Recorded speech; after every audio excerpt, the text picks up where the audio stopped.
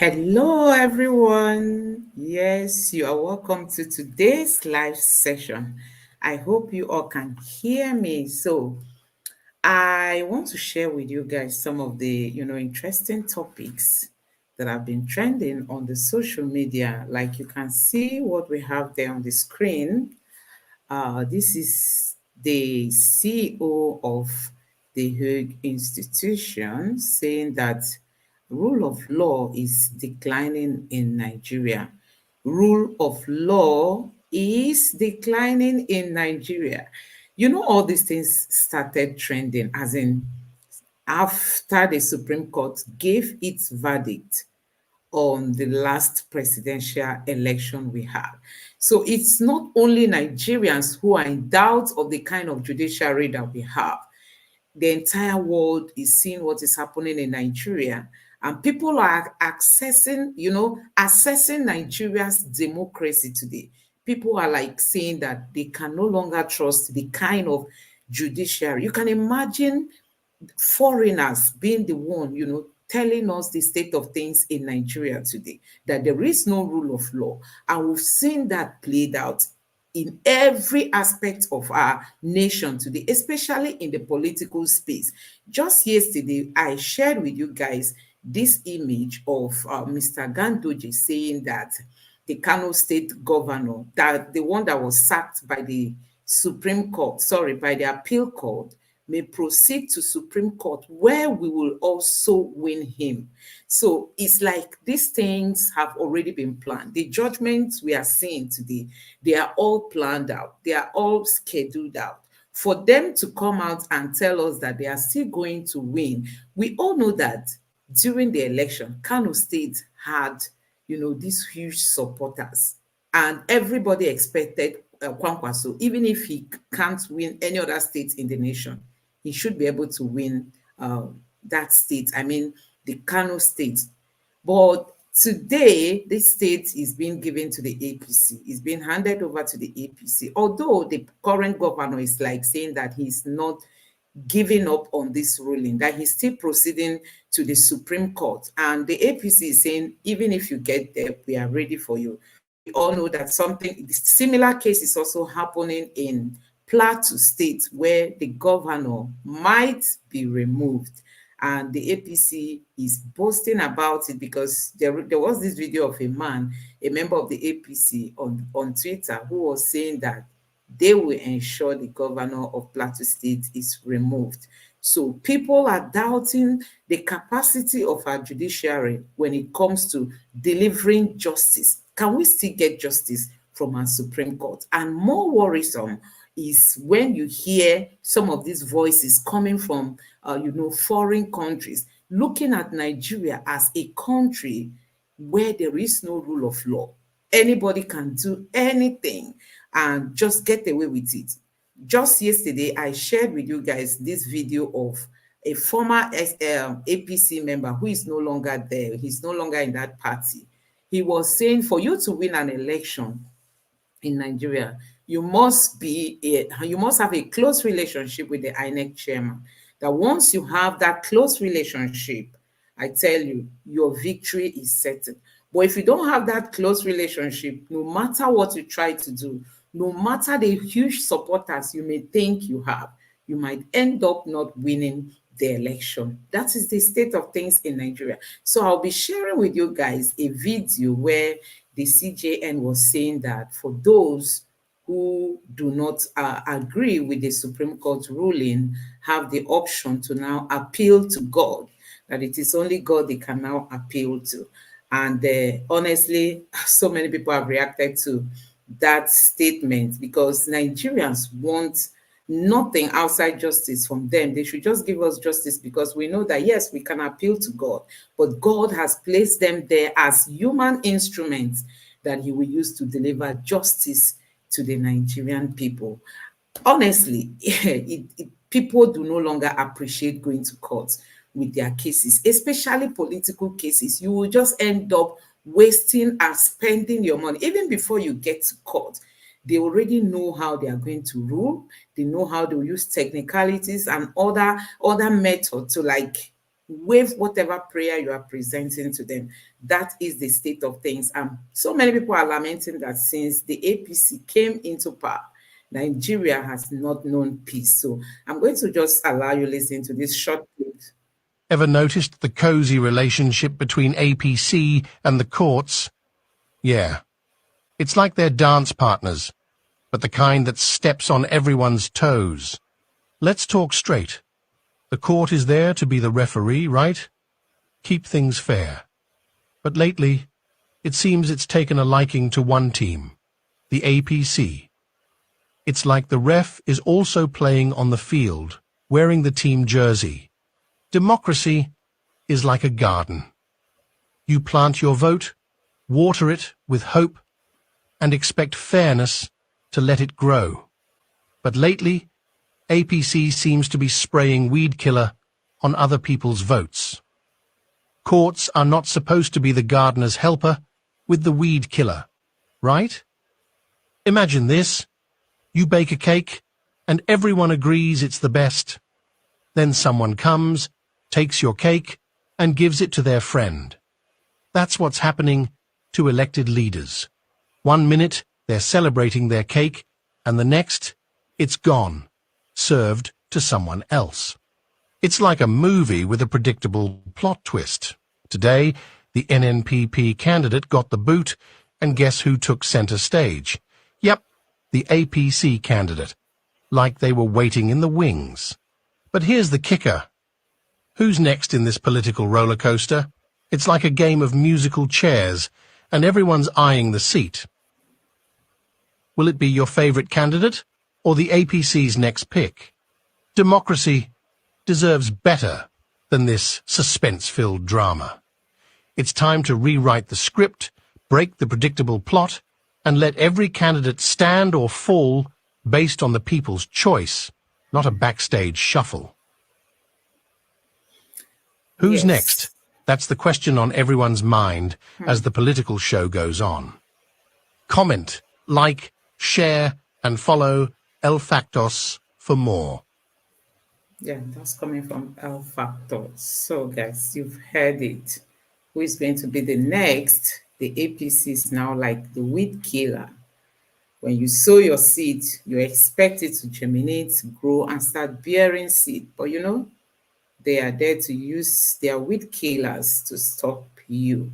So our democracy is almost dying at the hands of this current party. I mean, the APC party. Let me not just say this administration. Because even right from the time of Buhari, we saw so many moves that they used, so many moves that they took to ensure democracy does not stand firm in Nigeria. Remember when the electoral bill was presented to Buhari at the initial instance, he refused to sign it because he knew it might affect him when he comes to vie for that position during his second tenure. But, finally, he signed it before leaving office. But what happened? Today, the Electoral Act means nothing. It means nothing. It's of no importance. Nigerians, the Electoral Act that was signed, and we saw the civil society organizations and other concerned Nigerians put in their time, their effort, their money, everything, to ensure that we came up with this bill, and finally it was passed by Buhari. But what happened? It was killed at the end of the day. The beavers that was included, all those, technology they told us was going to be a game changer. And Nigeria, in the midst of poverty, decided to invest in this technology. But what finally happened? Today, you heard Dr. Tel yesterday, if you were with us here, Dr. Tel was here. Today, he's not opportune to be here. He told us that he analyzed a video where he was telling us to listen to what the courts just said as regards to the Zamfara state governor that was just sacked recently. The court told us that you cannot use the IREF, the results on the IREF, to determine who won the election. So the IREF now is of no relevance. The IREF does not make any meaning. But Mahmoud focused so much attention on IRF and so much built this kind of confidence in Nigerians, telling us that that the IREF and the Beavers were all game changers in our political space, especially in our elections. And we took that hook, line, and sinker. Then what happened? Today, the court is there to decide who wins the election. And I tell you, if you are a friend to these politicians, you stand a bigger chance of winning your position back. So there was this image where people were like saying that, look at the CJN having this picture with the vice president of Nigeria. And people were like, this is why justice is hardly seen in Nigeria. Let me see if I can get that. Uh, some people have condemned it that these uh, politicians are not supposed to be mingling with these these are judges and people like the CJN and other justices who are the ones deciding the fate of Nigerians. So you see, this person said the CJN VP Gandoji. This is the same Gandoji that said, okay, go to the Supreme Court. We are waiting for you there. We are still going to win you. He was talking to the Kano State governor that no matter where you go to, we play big, when it comes to the judiciary. We are the ones having the power. We have the influence. We have the money. We have everything. So you can't compete with us. That's just what it means. For him to say, go to the Supreme Court, will also win you there. So you could see this person like showing concern, saying, this is the judiciary you wanted to appeal your case to. Waste of time, Nigerians. Waste of time when you take your case to judiciary, because you will end up not getting justice. So that is the state of things in Nigeria currently, and people are showing so much concern. Like I've just said, that look at this person now who is even not a Nigerian, but he's worried, he's bothered, looking at what is happening in our nation today. Every reasonable person, even if you are not a Nigerian, you will be concerned about what is happening. Look at Liberia, a small country like Liberia could conduct election and a winner emerged peacefully, and the man even conceded. This one is not dragging because it was transparent. The observers openly told the world that the election was peaceful. And we saw that now a winner has emerged, and the person that ran against that winner has said, oh, it is obvious that you won. I concede. Now Liberia knows peace. But look at Nigeria. There is no peace. Just the governorship elections that were conducted in 3 different states, we saw what happened, as in people were pied, some ballot boxes, buying of votes. We saw intimidation. We saw people printing. We saw all kinds of things. Nigerians, for God's sake, nobody is being held. Nobody is being prosecuted. Even all that transpired during the presidential election. Have you seen in any court where they said, oh, this person has been convicted for the role he played during the election? Nothing. All those people, even if they were arrested by the police, they've all been let loose. They've all been let go. So that is the kind of nation. And this is giving any reasonable Nigerian concern. How is 2027 going to look like? How is it going to look like? Do we need to start coming up with a new electoral bill? Even if we do, and it is being passed, is INEC going to jettison it at the end of the day? Are they going to walk by it?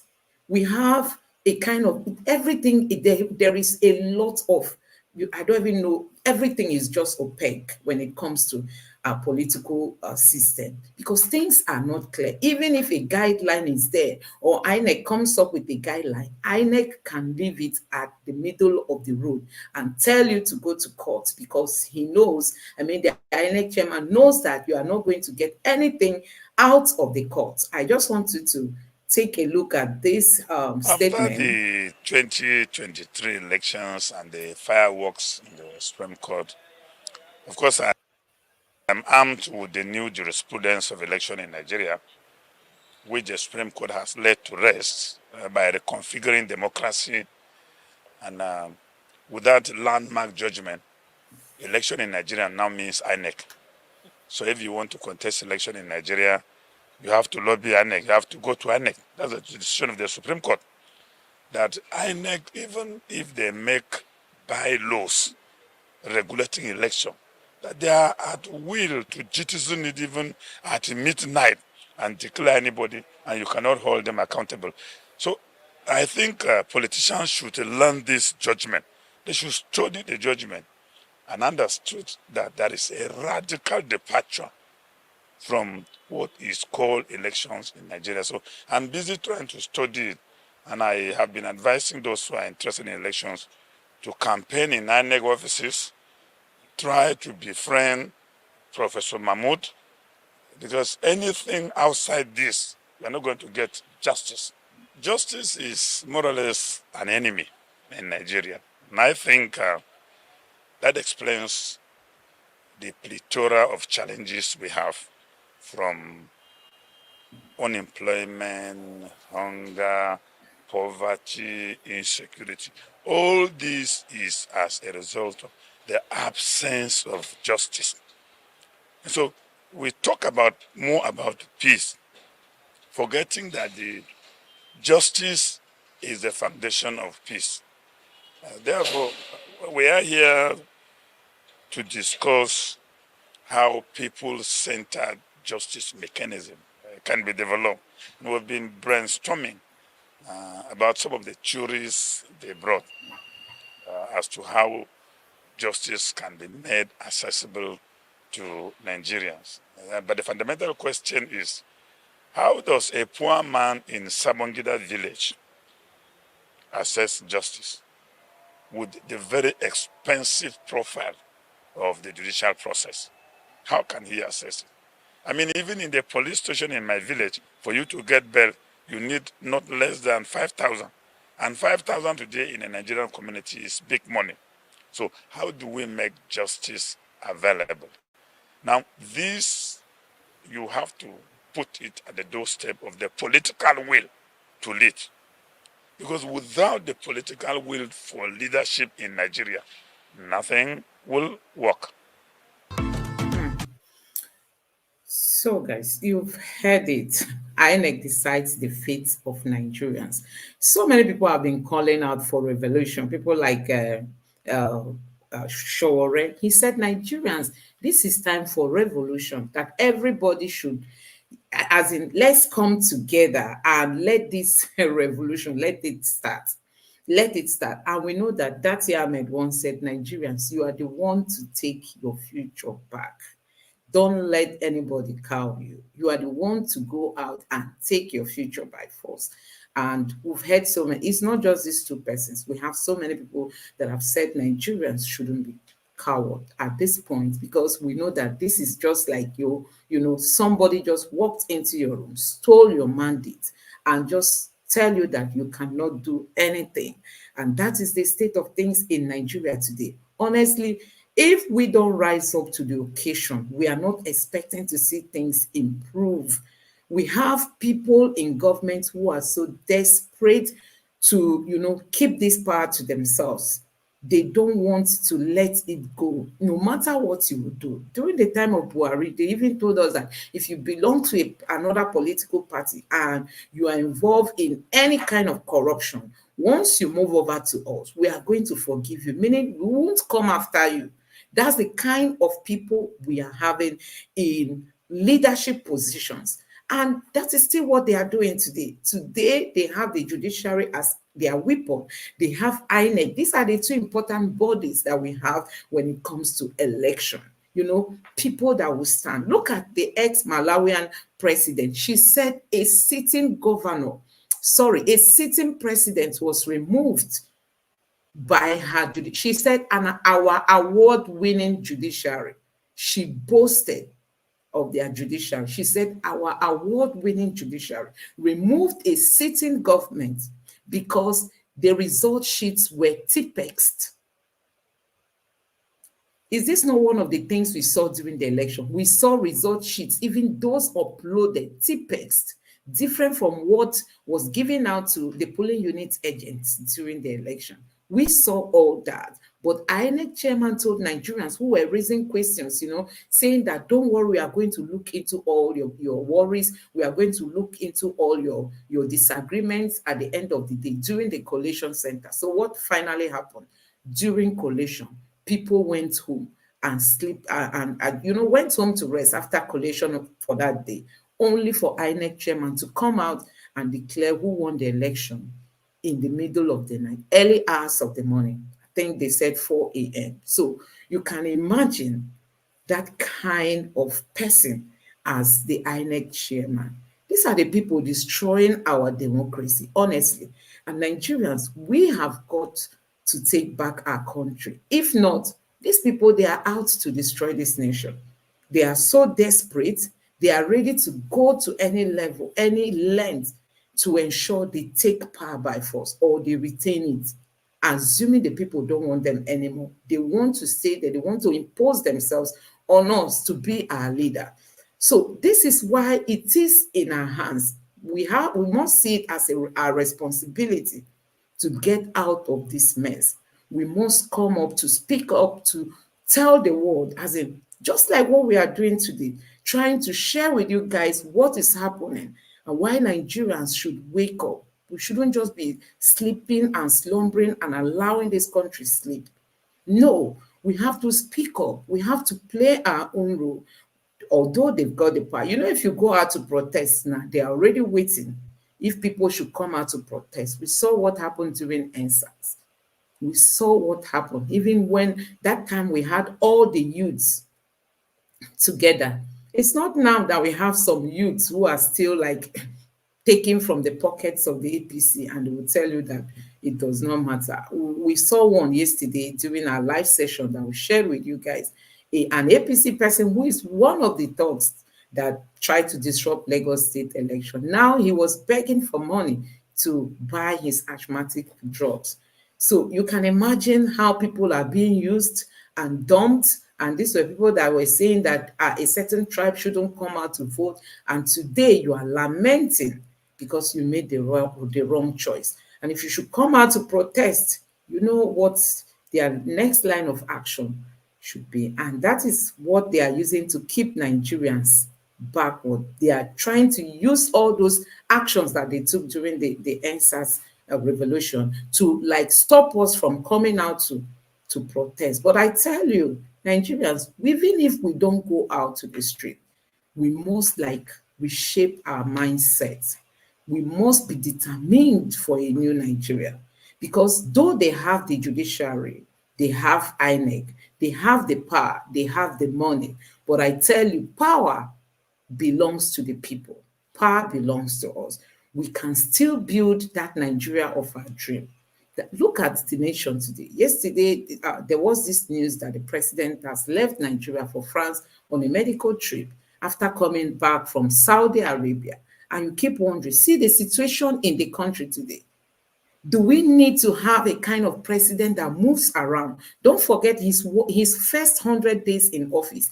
The president and the vice president were being described as the most traveled leaders in Nigeria, as in within that space of 100 days. They've gone to so many places, despite the fact that Nigeria does not have money. Each of these trips cost us a lot. And now they are moving around while Nigerians are groaning. People are hungry. People are really, groaning to feed, to take care of themselves. So I'm going to be sharing with you guys this particular video of the CJN where he made a speech telling Nigerians, telling Nigerians that it's only God that they can now appeal to after the Supreme Court gave its verdict. But before then, I just want to share with you other trending topics on the social media. This one is saying that don't believe audio promises by the president. Nigerian students caution ASUU. It's like he's trying to reach an agreement. He's equally telling them to be patient and this and that, patient. When it comes to ASUU, you should be patient. But when it comes to buying of yachts and, going to furnish their houses, this is a headline too that has to do with ASUU, but I think a section of it is out. He was urging them to be patient, urging them to dialogue. That's the president telling the ASUU members to dialogue and also be patient. You know, each government that comes will not want to attend to ASUU's need. These people's need, like Mr. Peter Obi will even describe it, it's not even, you can't, there is no, it's so insignificant when you compare it with the amount of money that these our leaders waste. How much do they want to use in buying vehicles for our National Assembly members? Each person will get 160 million per vehicle. How much is ASUU asking for? That they won't even listen to ASUU. Now they're asking ASUU to be patient. During this time that hunger is biting in Nigeria, most of these lecturers, they have children, they have wives, they have their own family, even extended family to cater for. So you find out that, honestly, God is not happy with what is happening in Nigeria. And that is why we are the ones to take action to liberate our nation from where it is today, because we have politicians who do not even care and they don't want to know about what is happening. The way this government is being run in Nigeria calls for concern. So there is also this video that's been making wave about the Legon State government saying that they are going to, the spending that they have, you can see somebody took his time to, from the video, itemize some of the things that the Lagos government is saying they are going to be spending, air freshener, 7 million and all that, chartered flights, consultation fees, and you can see the amount of money and areas they are going to be channeling this money, things that are of almost no importance to Nigerians. Church renovation, you can imagine, fan, lights, lightings and fridges. You can see how the money, the taxpayers' money are being used, not even to benefit the people, just for their own. At the end of the day, these things might end up not be procured and the money will get into other people's pockets. That's the kind of government we have. Yesterday, we shared with you guys a video of Mr. Peter Obi where he was saying that we need wealth creators, people who can create wealth, not people who sit down to just consume the little that we have. Nigeria currently is almost bankrupt, if at all it's not already bankrupt. Nigeria does not have money, and they told us that they inherited bankruptcy. That's what Mr. Rabadu told us, that they inherited bankruptcy. But look at the way they are spending. This is how they spend. Just because the Labour Party governorship candidate was on Channels Television, and he was even the one exposing some of the things happening in Lagos. So we have people who do not even understand leadership altogether. You know, they think it's because you are you have a link with the sitting president or the sitting governor, then you are ripe to assume a leadership position. No, that's not how it's supposed to be. Honestly, Nigerians, it is in our hands. I keep saying it. We must change the status quo. We must change the leadership style we have in Nigeria, where people who do not even understand the problem of the nation are the ones leading Nigeria. See, since this government assumed office, nothing, I mean nothing, things are rather getting worse. And the president is begging Nigerians to be patient, that they have to sacrifice. And people are asking them, they themselves, how much sacrifice have they put in? How are they only ask the ordinary masses to tighten their belt, but they themselves, they are not willing to do anything. Honestly, the state of things in Nigeria is nothing to write home about. And that is why we, the Nigerian people, we must stand up to say no. It's not a matter of tribe, like we've always said. It's not a matter of religion. Some people will tell you, you are a tribal bigot, you are this, you are that. It's not a matter of tribe. We've got to fix this nation. Nigeria is supposed to be the giant of Africa, but we know that South Africa has overtaken Nigeria because South Africa remains the biggest economy currently. Nigeria used to lead, but because of the devaluation of our currency, we are moving backward now. You know, somebody was saying that investing in Nigeria now does not make sense. Like people coming to buy houses, real estate, and all that. Because even if you buy it today, how much, as the naira keeps devaluating, that's how your money will just keep dying off.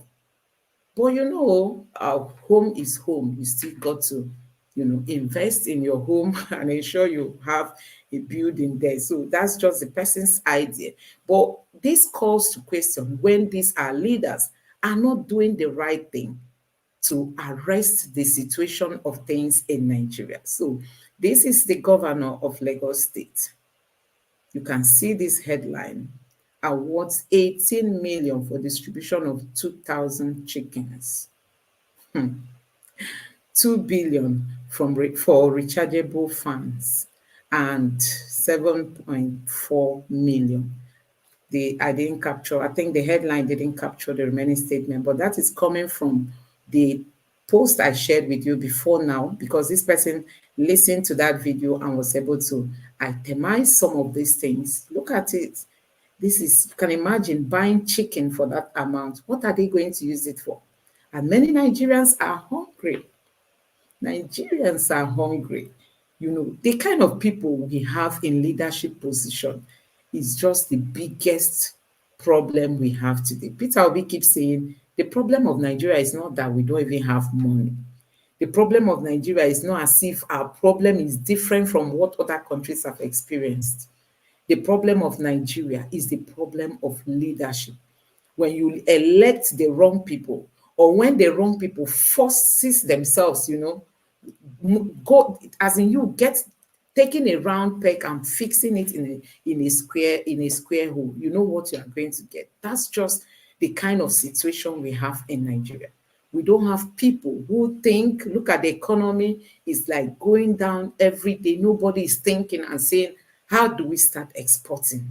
What do we start creating? How do we help small, medium businesses? How do we help, you know, people to get into business so that they will start employing unemployed youths of Nigeria? Nobody is even thinking about all that.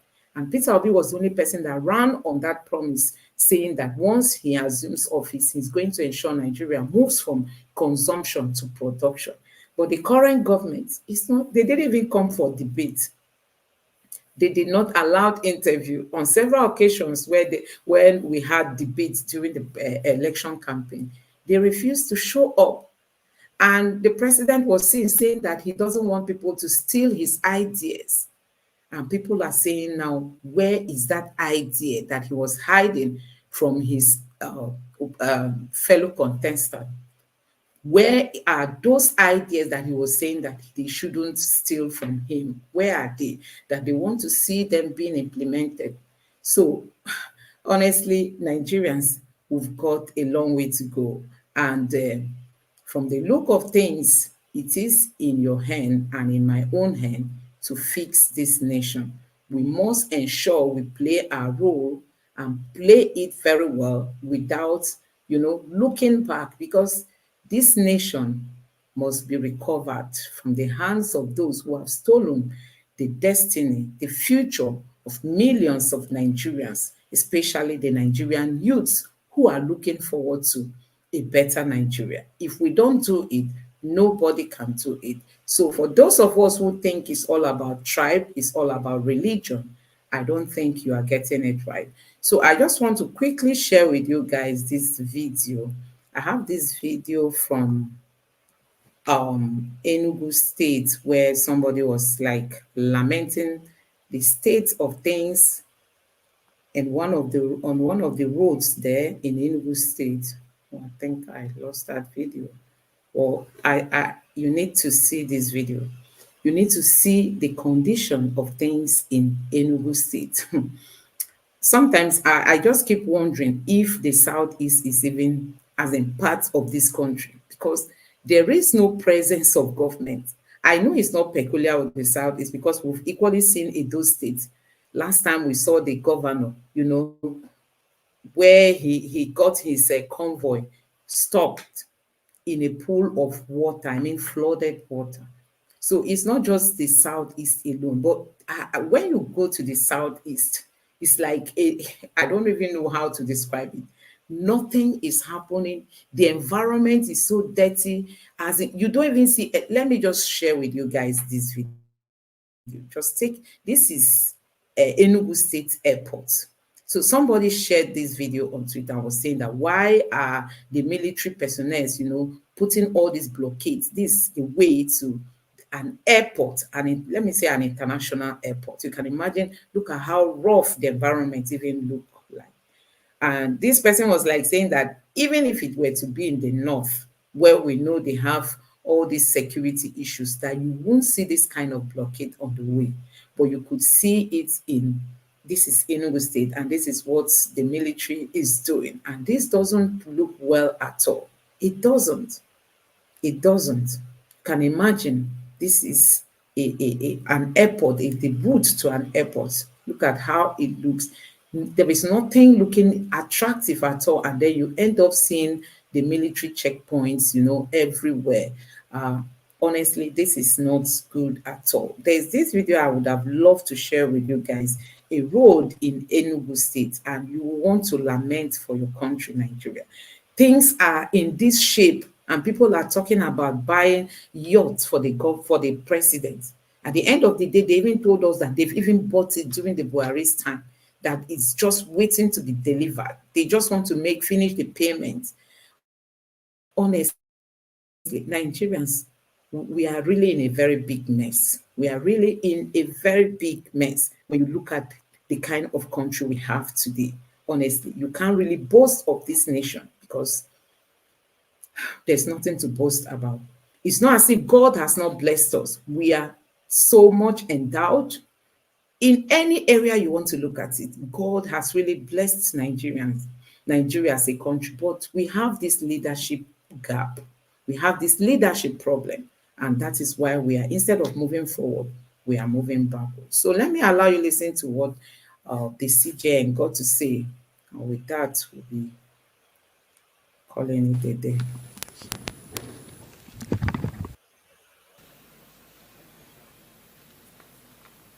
Is on the Supreme Court and jurisprudence of the right to a fair hearing in Nigeria. The Supreme Court, I guess my brother and friend, Yusuf Ali, chose me to come and assist here because I said God is on the chair. I'm not the chairman. It's because it is my court where I'm privileged to serve as one of the judicial officers. Relates to jurisprudence of the right to fair hearing. As we all know, the Supreme Court in Nigeria, and if you like, the Supreme Court of Nigeria, is the apex court.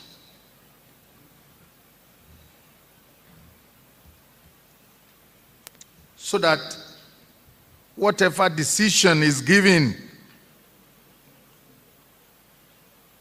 appeal only lies to where none of us seated here has been before God himself. No further appeal. People have chosen to come back before the same court, which cannot be by way of appeal, but seeking to appeal to the court.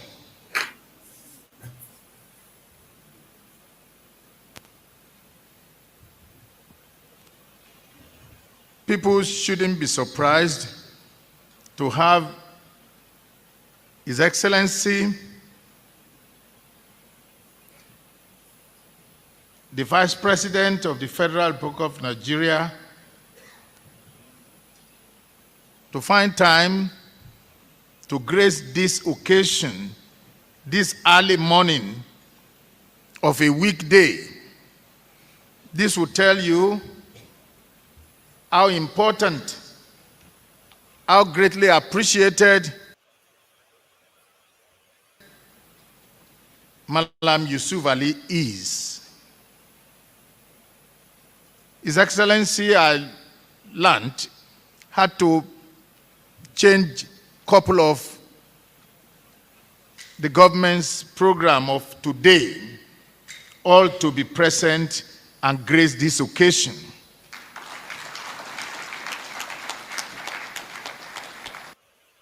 Not written by many people to make money. This is one of it. But for legacies to be left behind. Some books, yes, could be books to be used by professionals, people working in the field of law. But when you see people that are here today to present the book, including, and most importantly, Chief Wale Olanipekun, SAN, Dr. Wale Babalakin, SAN, great men in this field, and you see professors of law, and of course you have the Vice Chancellor of the University of Ilorin, a professor of jurisprudence himself, not only seated here, but must have had great contributions to what the book contains.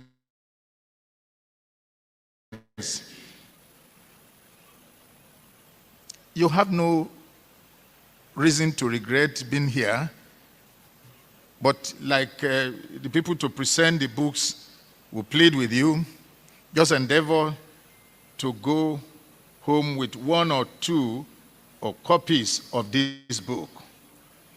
Your Excellency, I once again welcome you, and we're happy you gracing this occasion of your friend. Yes, so guys, this was the presentation by the CJN. I think the section of the video I cut out, you didn't hear him, where he was talking about if you feel you don't like the judgment being given by the Supreme Court, you can just appeal to God. So that was actually what I wanted to capture, but I cut out that section. It's like it's not included here. And we started this live stream by referring to this headline that people are worried about the rule of law declining in Nigeria. And that has to do with our judiciary, especially the way they've handled some of the political cases, since after the presidential election for 2023.